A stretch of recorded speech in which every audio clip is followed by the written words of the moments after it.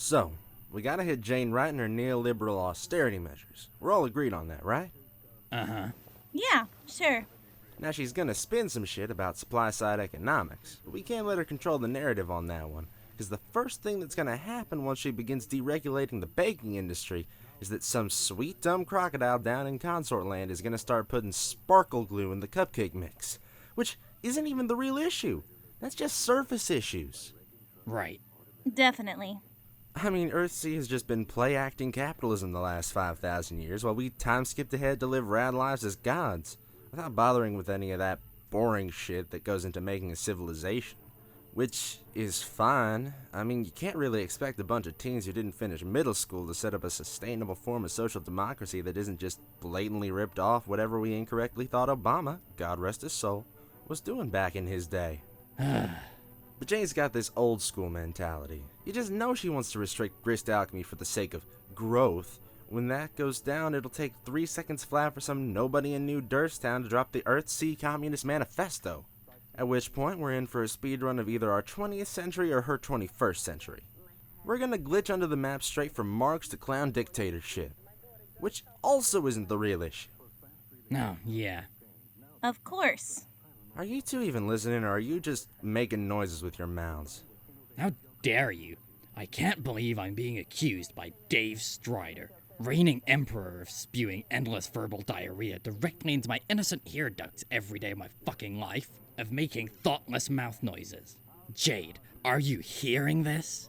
I'm scandalized, especially when there are much better things we could be doing with our mouths.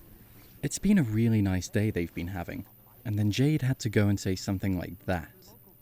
The air in the hive changes in a way that is palpable, in a way that she can't seem to accurately gauge despite having both superhuman and super dog senses. She's lying on her stomach on the floor, chin in her palms, glasses slid down to the tip of her nose, kicking her legs in the air. Elements of her outfit resemble her god-tier jammies, peasant skirt, sparkly flats, and a bold choice in striped tights. Her tail swishes from side to side, showing way too much of her thigh, which isn't really all that salacious, considering 3 of her bras are thrown across the back of the couch where she crashed last night, and the night before that, and the better part of 7 years before that. There are other personal effects of hers in the living room too. Plants on the windowsill, her bass guitar sitting in the corner, a horrific-looking periodic table that Dave made for her 17th birthday pinned above the stairwell. He typed it in Comic Sans, and then deep-fried it into oblivion with JPEG artifacts. Everyone in the room knows each other way too well, so what happens next goes a little like clockwork. Says Carcat, for like 30 seconds straight as he retreats into the bulk of his sweater. He scoots a half foot to put his back against the couch when Jade pushes her glasses up the bridge of her nose and looks at him. And Dave, with his preternaturally perfect timing, sweeps a hand over his tablet to bring up a new PowerPoint slide on the TV. He returns to his Comic Sans written political presentation, gruesome artifacts and all, with the grace and proficiency of a man who has diffused an awkward situation in his own household many times per day, every day, for many years. Anyway, we all know the real issue is troll reproduction. This election season is gonna be so jacked up with dog whistles Jade will never sleep again. Woof! Yo, get ready for the top propaganda hits of the year. Alternia. Brutal eugenics-based space dictatorship. Not untrue. Troll Homeworld. Lord of the Flies nightmare scenario where kids murder each other just to get the chance to get to grow up and murder other aliens instead. Hey, it wasn't that bad. Actual names of professions on Alternia. Threshucutioner. Legislacerator. Minister of sucking the eyeballs out of your fucking skull, then putting my 2 monsters H.R. Geiger-tiered troll dicks up in there and just mashing the shit out of your brain with them. Okay, you made that last one up. Also, it was disgusting. Grow the fuck up, you utterly contemptible potty-mouthed cunt. Also, you know trolls don't actually have 2 dicks, Dave. That's an offensive stereotype. I know, that's the point. Keep up, guys. Ready for another one? Trolls literally ate babies. Only the defective ones. Like you, my dude. Yeah. So that's why our campaign can work. BTW, I'm going to be giving a long-form exam at the end of this to make sure you're retaining info, because this is only, like, the most important thing we've ever done collectively. Sigh. Aside from creating the universe, I mean. It's not that it isn't important, Dave. It's that, the method you're using to communicate it is kinda inefficient and boring. You mean words? I mean your words, specifically. We already understand the issues at play. You don't have to explain it to us over and over again like we're 12. Right, Carcat? Are you asking me whether I've heard this exact speech almost word for word, including rehearsed versions of both the colorful metaphors and jokes, 10 or 20 times already? Because the answer would be yes. Of course I fucking have. Carcat elbows Dave in the thigh, a move that is obviously meant to be an action of pure brotherly jest, but instead, it comes off as affectionate and overly intimate. Jade's clever eyes don't miss this. Her pupils follow the motion of Carcat's arm, and then they follow the movement of Dave's mouth as he smiles in what he probably thinks is a totally neutral expression that reveals exactly 0% of his true feelings towards Carcat Vantus. In reality, his veneer is as thin and transparent as cellophane. He is the only person who can't see through it. Jade does some calculations in her head. 2 kinds of calculations, in fact. Mathematical ones and personal ones. So, do you want a projection of her first year's hit on the economy down to the decimal with a 0.3% margin for error? Because that's a thing I can do if it'll make you stop talking about this stupid election for 10 minutes. Damn. Hit me up, girl calculator. I don't think you're wrong about Jane's plans. She proceeds to dazzle the 2 boys with explications on complex math utilizing taxation rates, GDP figures, and some damn thing called the Laffer curve, which she easily could have just invented to own them both. But the truth is, she cares too deeply for these boys to fabricate silly-sounding economic models on the spot in order to make them seem foolish in front of the camera later. The thing about Jade Harley is that she's not as good at personal things as she is at other things, like science, or mastering fray motifs, or kissing, the last of which she has definitely put a lot of levels into over the past few years. Because, well, what else are you supposed to do with immortal godhood once you hit the age where the dog hormones start kicking into overdrive? She rolls over and hitches up on her palms so that she can stare her 2 friends down. Her high prescription lenses make her eyes look anime huge. They might literally be glittering. She's so completely serious about the issue she is trying to stress. So, now that that's all out of the way, it's time to get real, you two.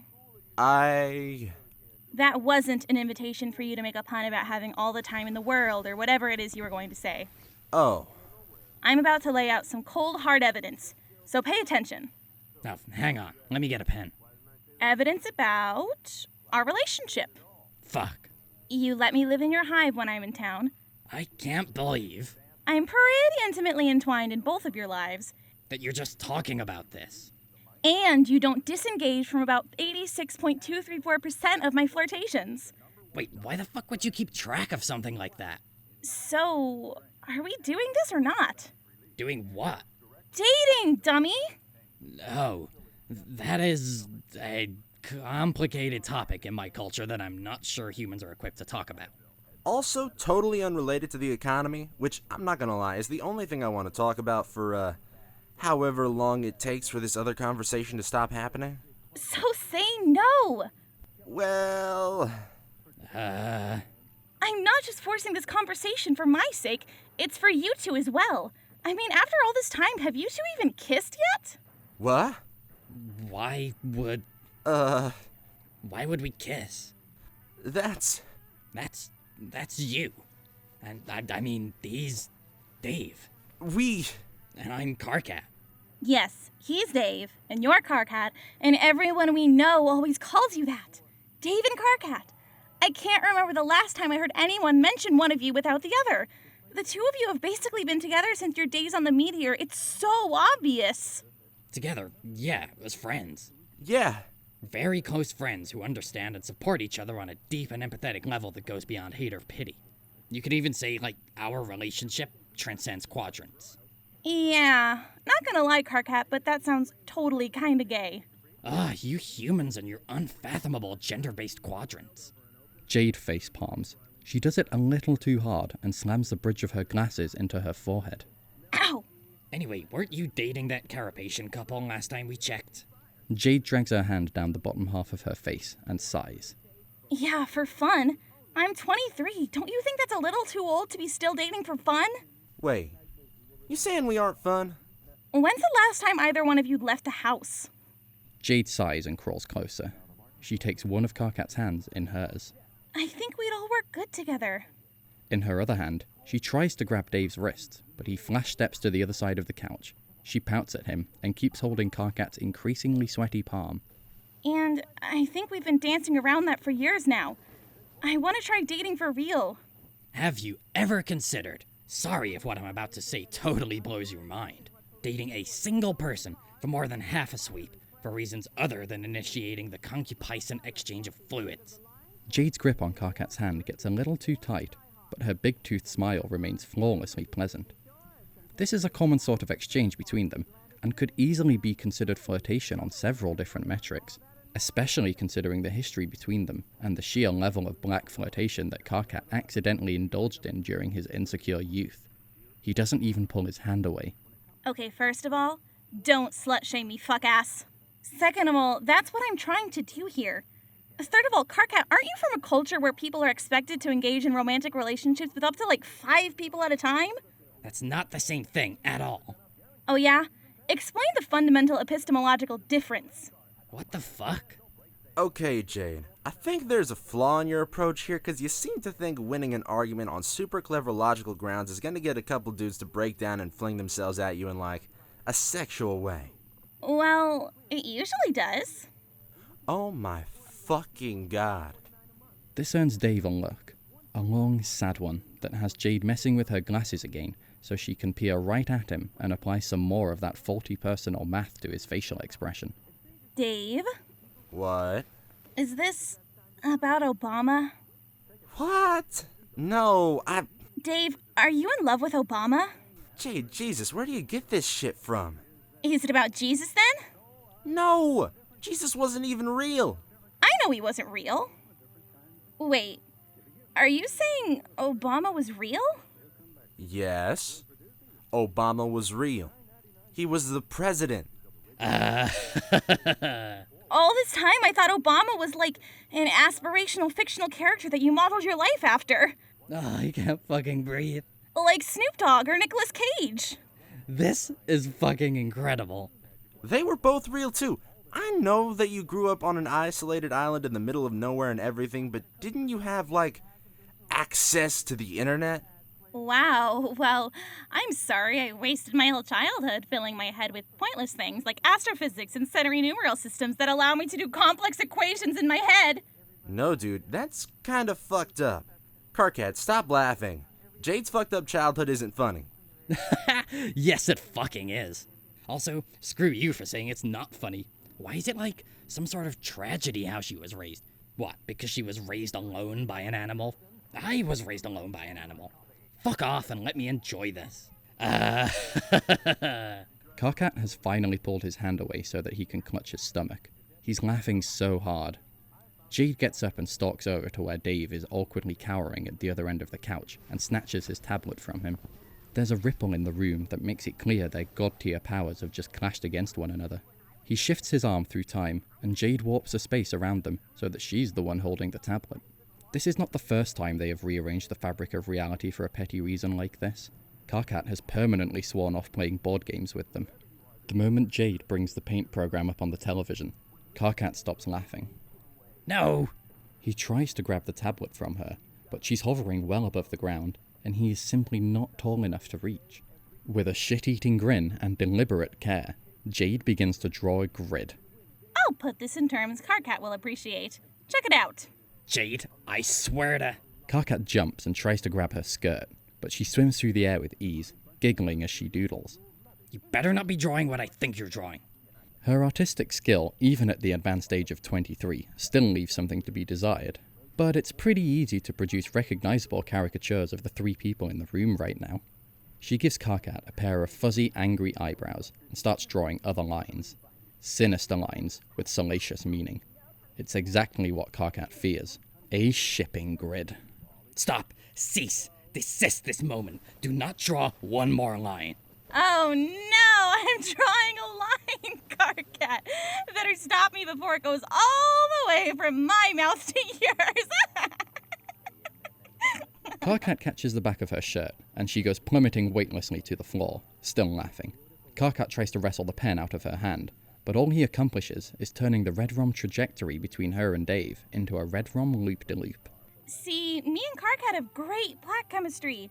It is not black chemistry, you horrid non-chitinous windbag. Jade and Karkat roll over each other onto the floor, and he gets a mouthful of her hair for his trouble. Jade comes out on top and sits on his back, humming to herself as she crafts her grand design. And now that Dave's all chill, he'd make a great hospicedess. No. Because you and Karkat are kind of like moirails. No. And you and I, well, you know, it's always been pretty flirty. Jade? Except... Jade finishes drawing a shaky heart directly into the paint program. It's so big and bright on the TV that it fills the entire room with red light. Karkat raises his face and stares at it, utterly bereft in horror. The sick light makes the bags under his eyes look like divots. In this model, troll quadrants are dumb, so we all kiss. I call this political arrangement fully automated luxury polyamorous space-time communism. No one reacts. Karkat is defeated, completely. Dave has just crossed his arms and pressed his mouth into a thinner line than usual. Jade's ears flatten, and she huffs. It sounds a little like a dog whining. Oh, come on, that was a good one. It's politically relevant and everything. Jade, I'm not gonna laugh at your made-up ship name for this imaginary threesome that's not happening. Jade rolls her eyes and tosses both the tablet and pen over her shoulder. Dave flashes across the living room to catch his very expensive computing device in both arms. The pen bounces off his forehead. Jade dismounts from Karkat's poor, abused, terribly mortal spine and brushes down her skirt. Well, I've said what I wanted to say. It's up to you two what you do with it. I have to go talk to Roxy and Callie about the election anyway. Call me when you two figure it all out. Jade clicks her heels together to propel herself back into the air and actually winks at them before absconding through an open window. She has to push the thick curtains aside to do so. Karkat hisses when the light spills over his face. What Jade leaves in her wake is not quite the emotional scorched earth situation that she was going for, but a few of her needles have definitely gotten under some skin. Dave and Karkat both stare after her, silently caught in their own private rationalization spirals. Karkat needs to verbalize part of his out loud. Wow, what a crazy and totally improbable conversation we just had with our best friend Jade. Yeah. I mean, good thing for us she's totally delusional and has no idea what she's talking about, huh? For sure. Dave offers Karkat a hand up from the floor. When their palms connect, there's a moment where something could happen. A little spark of potential. It would be so very easy for something to happen. Wanna play some Troll Tony Hawk? Hell yeah.